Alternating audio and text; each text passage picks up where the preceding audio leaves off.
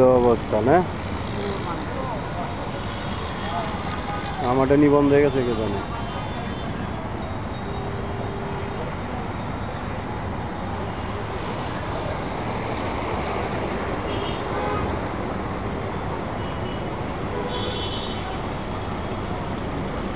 এমন জায়গায় বললাম গাড়ি তো বন্ধ হয়ে গেছে। আমারও তো গাড়ি বন্ধ, এই যে একজন ভ্যানে উড়াইতেছে, এই যে একজন ভ্যানে উড়াইতেছে। এমন অবস্থা, চারিদিকে পানি। হ্যাঁ, এই যে গাড়ি বন্ধ হয়েছে, ভ্যান উড়াইতেছে,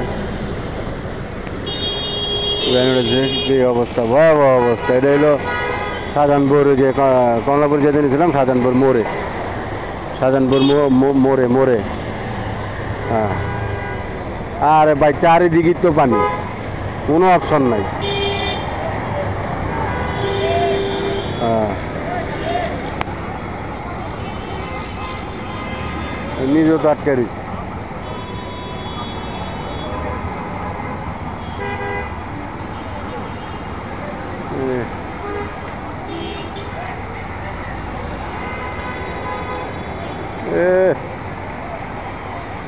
গ্রিন লাইন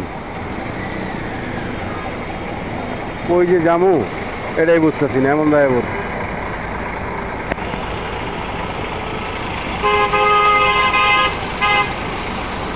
পানি আর পানি, পানি আর পানি।